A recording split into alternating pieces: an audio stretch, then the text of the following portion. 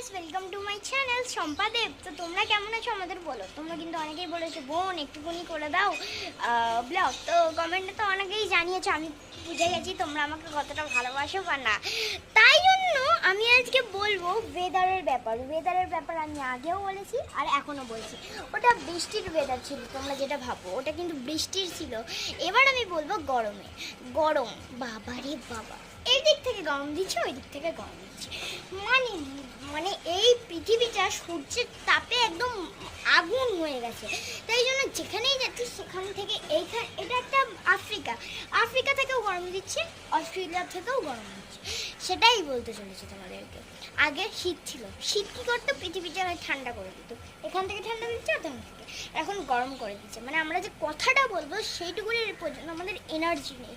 তো ভাবতে পারছি এরকম পচা গরম দিলে কি হবে, মানে যেটাকে বলে